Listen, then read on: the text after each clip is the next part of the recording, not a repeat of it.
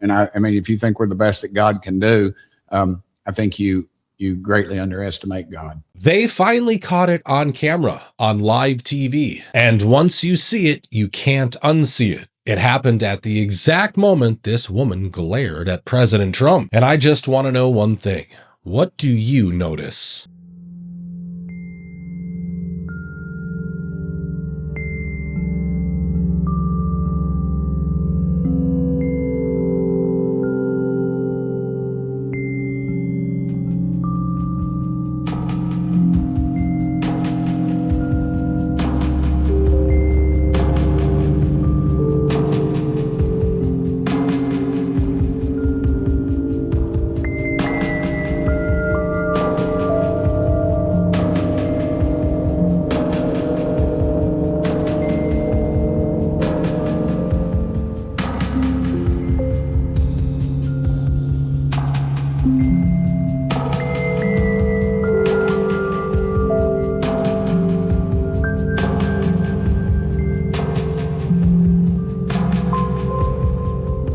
That wasn't the only thing people picked up on during the State of the Union address. President Trump also stopped mid-speech. Then he calls someone out by name, Erica Kirk, who was his special guest. Then he told everyone, last year, Charlie Kirk was violently murdered by an assassin, martyred for his beliefs. In the video, he asks Erica to stand. The cameras zoom in. Half the chamber is on its feet immediately. The applause is loud, but the tension is louder. Then the president says, we must totally reject political violence of any kind.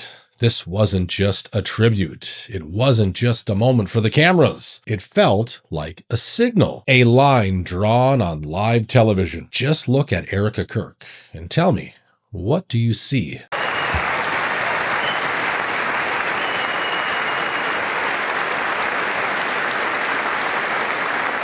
So last year, Charlie was violently murdered by an assassin and martyred, really martyred for his beliefs.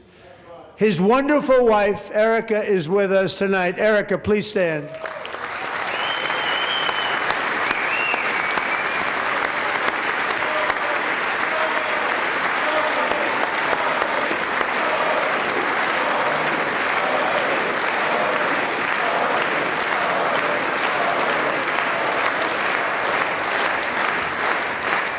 Now let me show you what happens when the McDonald's CEO meets a burger for the first time. A guy watches a clip of McDonald's CEO Chris Kempczynski tasting his own product and absolutely dismantles it. Tested in Portugal, Germany, Canada, may even be fit for human consumption.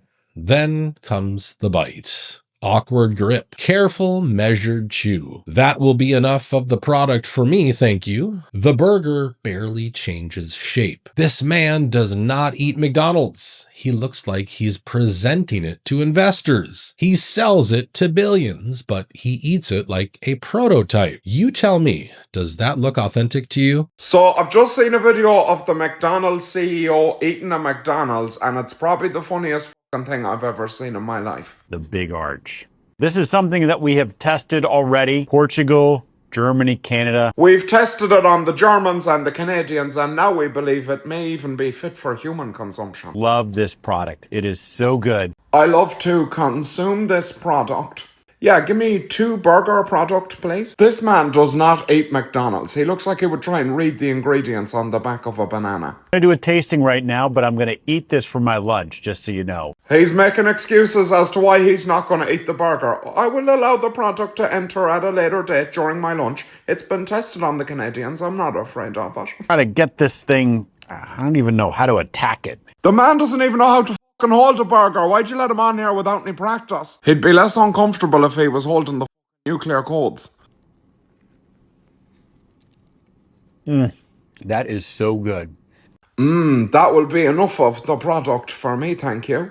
No, seriously, I'm stuffed. I couldn't eat another slight touch of the lips. The burger is the exact same shape. It's lost less weight than me since I made it my New Year's resolution, which I genuinely didn't think was possible. Anyway, that's enough of the product for both of us. Follow me. I'm delicious. I'm going to enjoy the rest of my lunch, but Big Arch, try it when you can get it. Now we have to talk about Florida's so-called STD capital, the Villages, a massive retirement community known for its wild dating scene and party reputation. You see, they opened a brand new Hooters and the turnout was crazy. As soon as the doors opened, a line of older men pushed forward. Golf polos, sneakers and sandals, packed before noon. For a place that already carries the STD capital nickname, the optics are hard to ignore. Is this just harmless fun or exactly what people expect from the Villages?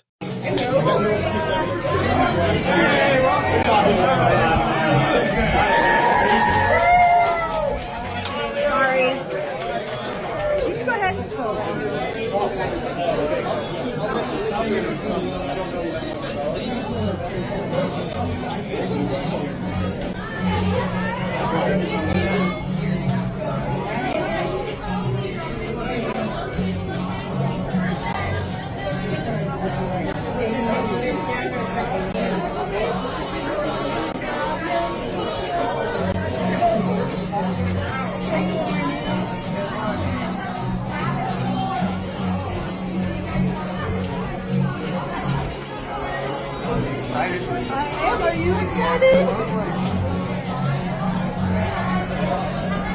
We're just gonna sit at the bar.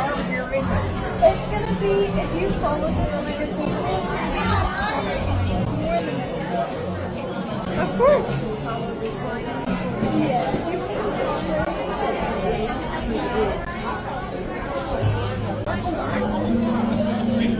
We're going to the bar. We'll grab a table first. Good morning.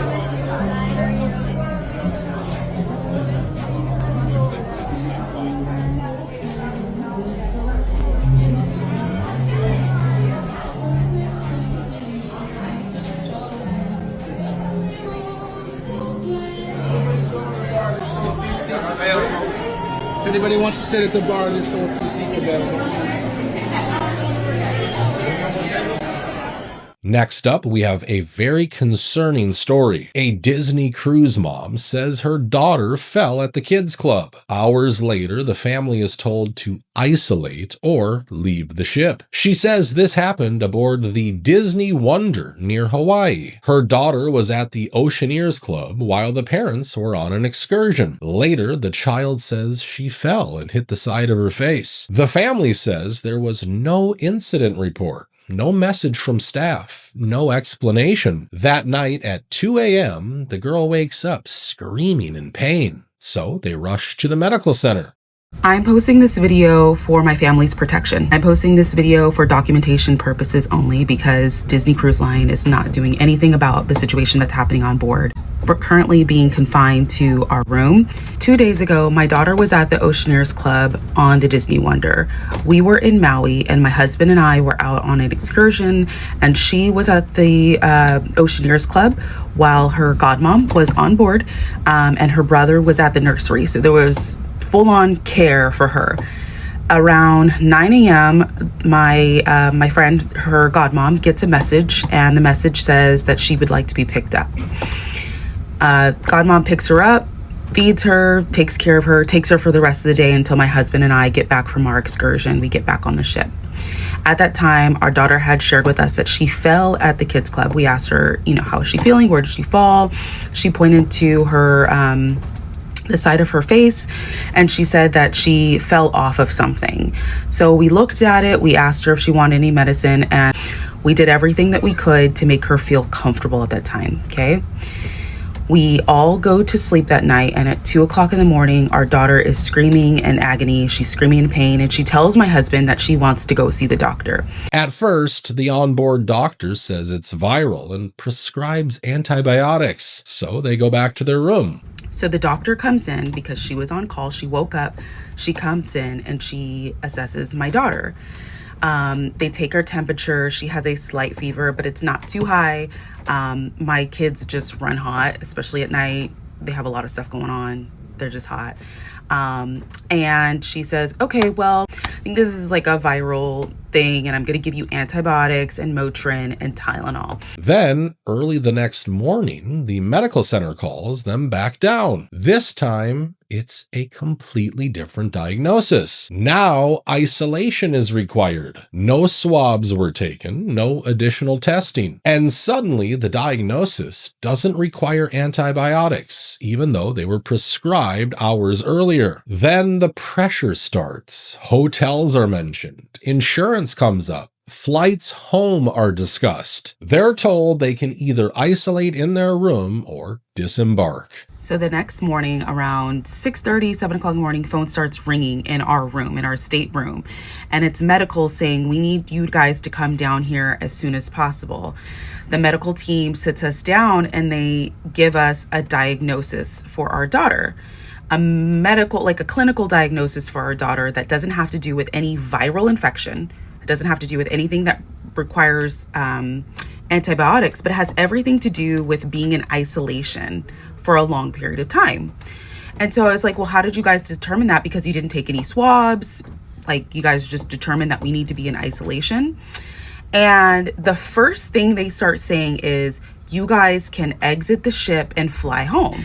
And two, what you are diagnosing her with doesn't require antibiotics. So at what point did the condition change to something that requires 5 days of isolation or us getting off of the ship? The family chooses to stay together and isolate rather than split up and attempt expensive last-minute flights. She says they still have no answers about what actually happened inside the kids' club. Now she's documenting everything from their stateroom as the ship heads toward Vancouver. Disney Cruise Line has not publicly responded. If your child falls, the diagnosis changes overnight, and you're suddenly told to leave the ship, what would you do? And I start documenting like all these notes in my phone of like timelines of things that happen, the first diagnosis, the second diagnosis when they're asking us to leave, and them not addressing what happened in the kids club at all.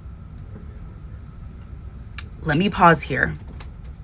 It has been about 48 hours since this incident happened in the kids club. Yeah, it's been 2 days. We have not received any information, no follow-up, no closing the loop, right? I work in human resources and I'm in law school right now. No closing the loop, right? Like, we are left wide open. A sitting U.S. Congressman just said this about the UFO files. If you think that we're the best that God can do, well, you greatly underestimate God. Let that sink in. This isn't a podcaster. This isn't a YouTuber. This is a member of Congress. And he makes it clear that if President Donald Trump really does declassify what people have been asking for, we're not going to feel special. We're not going to feel powerful. We're going to feel small, insignificant. And once you hear it framed that way, it doesn't sound like hype. It sounds like a warning. The classic UFO is the saucer shaped and there's something on top. And I've never seen anything. I've not seen it. Well, I take that back. I've seen things, but that's since I've been in Congress and I'm not allowed to discuss this. I would just hope that the president would disclose everything that I've seen in every skiff I've been in, and in every confidential conversation, every picture I've seen, every video I've seen. I wish that he would release all those. Would that change the world? I mean, would that change people? No, I don't think so. I think we just realize that we're one grain of sand in 100 million beaches. And I mean, if you think we're the best that God can do, I think you greatly underestimate God. Next up, this man pays $400,000 for a brand new home. Then he discovers what's hidden behind the walls. He shows what's about to be sealed behind drywall forever. Gaps in a load-bearing wall, nails blown straight through studs, crooked cuts, splitting pressure-treated lumber. Metal brackets are barely seated. He says this is why you gotta come every single day. Because once insulation and drywall go up, you will never see this again. Inspection signs off. Builder cashes out, but you are locked into a 30-year mortgage. How the hell does this pass inspection? This is why you gotta come. When you get your house built, You gotta inspect it. You gotta come every single day to watch these folks build your home. This a low bearing wall. Look at the gap. Look how your nails in here. Look at this one. Look right here. Look at this. It's not even stable. Look at it. Look at your gaps. It's why you gotta come. It's not even stable. Look at this nail. This is why you gotta come when these folks building your house. Look at the nails. You ain't gonna never see this because this is gonna be behind the wall. Look at your gaps. Look at the trash wood that they use. Look at it. Look at the trash wood.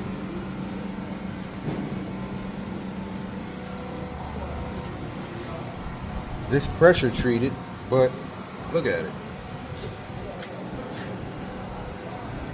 Looking at this, it's not hard to understand why people were shocked when an American bought a home in Japan for just $69. He says he only saw a few listing photos before buying it. In the video, he unlocks it for the first time and walks through the entire house. 3 bedrooms, bathroom, laundry, back patio overlooking the port, a ferry to a UNESCO site visible in the distance. A fish market is just a few blocks away. The structure is intact. The electrical panel is working. It has a modern toilet, built-in storage. Even some belongings are still left behind. And here's the thing. Japan has millions of vacant homes, especially in smaller coastal cities. Some are sold for pretty much no money just to get someone to take responsibility for them. In the US, $69 barely covers dinner. Different markets, different incentives. So the real question is this: would you take on something like this if the price were real?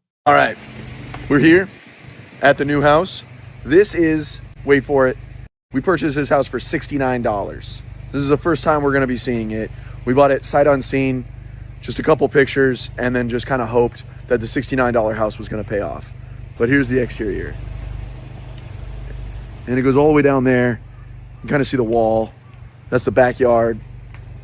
Let's go check out the inside. This is the backyard. It's cute, it's kitschy. But we're gonna cut out that wall in the back there, put some gravel in here, and make it so we can pull in and park a car in the backyard of this house. Let's go check out the front.